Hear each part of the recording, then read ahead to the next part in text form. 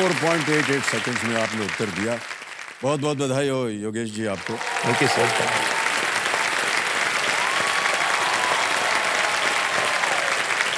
तो देवी साहब मेरे सामने हॉट सीट पर आ गए हैं योगेश कुमार सालरा जी, ये गुरुग्राम हरियाणा से हैं। योगेश जी एक बार फिर आपका बहुत बहुत स्वागत। हॉट सीट पर आ गए हैं आप। आपकी पत्नी जी बहुत उत्साहित थी और वो यहाँ आई हुई हैं कंपेनियन के रूप में। प्रणाम करता हूँ आपको। प्रणाम और आपका स्वागत हमारे इस कार्यक्रम। Thank you so much. Thank you. तो योगेश जी क्या कर रहे हैं आजकल आप? सर अभी मैं प्राइवेट कंपनी में जॉब कर रहा हूँ, पर उससे पहले मेरा जो मेन प्रोफेशन था 22 साल तक मैंने इंडियन आर्मी में नौकरी किया सर। इंडियन आर्मी, अरे क्या बात है, वाह, बड़े गर्व की बात है सर। एक योद्धा जो है हमारे सामने बैठे। Sir thank you so much for being here जी। तो आर्मी में कहाँ थे आप सर अभी? सर 22 साल में करीब 12 जगह रहा मैं, क्योंकि हर 2 साल से 2.5 साल के बीच में पोस्टिंग आती थी। जी जी। तो सिक्किम से मैंने शुरू किया था और फिर 2-3 पोस्टिंग JNK में और बैंगलोर, हमारा आर्मी वॉर कॉलेज है माऊ में, वहाँ पर तो 12 जगह टोटल पोस्टिंग किया सर। और पोस्टिंग्स होती रहती हैं हर 2 साल के बाद पोस्टिंग होता है सर। ऑलराइट। घर में भी आप खाना वाना पकाते हैं या पत्नी जी पे छोड़ दिया है? सर मैं अभी कुछ बोलूंगा तो वो नाराज हो जाएंगी, तो उन्हीं से ये सवाल पूछना जरा ठीक रहेगा सर। अच्छा ऐसा है क्या? हाँ सर, हाँ सर। सर हम झगड़ा नहीं करवाना चाहते हैं आप दोनों के बीच। नहीं सर, अब 24 साल हो गए झगड़े अच्छा, वाली। अच्छा हो गया। देवी जी प्रणाम करता हूँ आपको। प्रणाम सर। प्रणाम। क्या ये खाना वाना बना सकते हैं या नहीं? सर खाना तो क्या, इनको पानी बॉईल करना भी नहीं आता है। सर मैं पानी बॉईल करना सीखा था इसमें माइक्रोवेव में, इन्होंने मॉडल चेंज कर दिया सर। तो अभी वो फिर से सीखना पड़ेगा सर। एक बात बता दें आपको भाई साहब। सर हमारी और आपकी बात कितनी मिलती जुलती है। हमको भी केवल पानी उबालना आता है।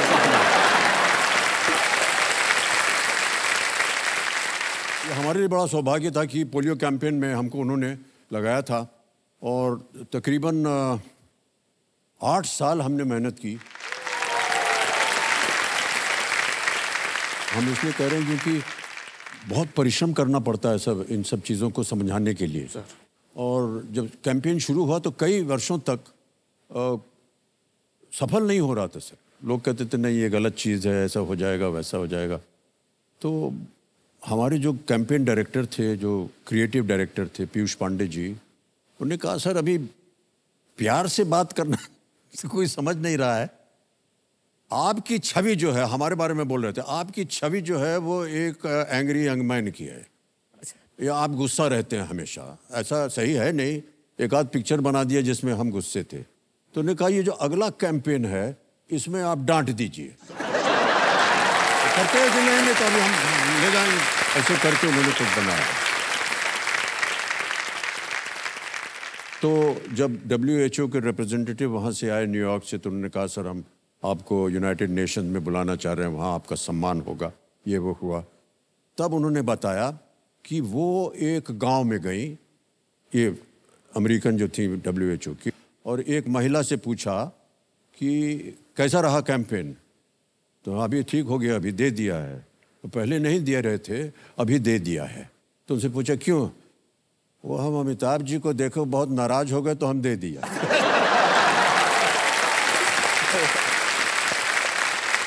तो कभी कभी सर उल्टा सीधा जो है कैंपेन जो है वो काम कर जाता है। ओके। ऐसे ही एक प्रश्न पूछ रहा हूँ आपसे, क्यों लगा आपको कि आपको KBC में आना है? सर ये पत्नी जी के कारण ज्यादा था सर। और मेरी मदर जो है जी जी, वो बहुत शौकीन है इस प्रोग्राम की, हम सभी देखते हैं। जी जी जी। पर उनको कहानियां जो आपके साथ जो हॉट सीट पे जो कंटेस्टेंट होते हैं वो कहानियां होती हैं। जी, जी, तो जी। कभी कभी अगर हम बाहर मिस कर देते हैं तो वो आके हमें बिठा के सुनाती हैं कि ऐसे बोला आज। तो उनको बड़ा शौक था, तो इनका बड़ा हाथ रहा है और इन्होंने मुझे मोटिवेट किया कि नहीं आपको जो है इसमें जाना है। बधाई आपको, आप हमारे इसी तरह कार्यक्रम को दिखाते रहिएगा सब लोगों को। नहीं, ये बिल्कुल आपकी माताश्री ने बिल्कुल सही कहा। बहुत से लोग कहते हैं कि सर ये कार्यक्रम जो है ये आपकी वजह से चलता है, सब बकवास। सर ये कार्यक्रम चलता है कंटेस्टेंट की वजह से और यहाँ जो बैठी जनता है उनकी वजह से। आप लोग प्रोत्साहित करते हैं हमें, तब जा करके ये कार्यक्रम होता है। और जो कंटेस्टेंट होता है ना, उसकी कहानी सुन के कहाँ से किन किन कठिनाइयों से निकल के आते हैं, कितना परिश्रम करते हैं, वो इतने गरीब होते हैं, कैसे वो आते हैं, क्या मिल जाता है उन्हें। सर 1-1.5 घंटे के अंदर उनका जीवन बदल जाता है। तो ये सबसे बड़ी चीज़ होती है हमारे लिए, कंटेस्टेंट जो है वो इस शो को चलाता है। एक बात मैं आपसे कहना चाहूँगा योगेश जी कि हमने देखा है कि अगर आपको उसी समय प्रश्न का उत्तर नहीं आता है तो आप ज़्यादा देर नहीं करते, चट से आप एक लाइफलाइन ले लेते सर। और जब आप उत्तर देते हैं तो इतने कॉन्फिडेंट रहते हैं कि यही सही है। तो बहुत कम ऐसे कंटेस्टेंट्स में इस तरह का हमने व्यवहार देखा है। सर तो आपको सबसे पहले तो बधाई देते हैं। Thank you. और मेरा ऐसा मानना है कि ये स्वभाव तभी आया होगा जब आपने इसकी खूब अच्छी तरह से तैयारी की हो।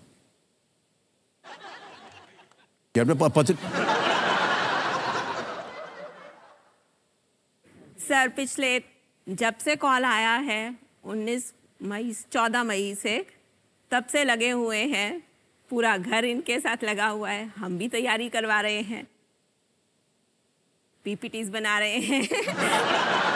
पर ये बोलती है सर मैं हमेशा जल्दी करता हूँ। ये शिकायत है सर। अच्छा। तो इसलिए थोड़ा सा वो फीडबैक लेके मैंने बोला कि जल्दी नहीं करनी है सर।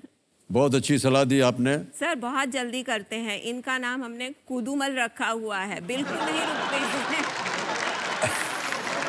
हमेशा पूछते रहेंगे।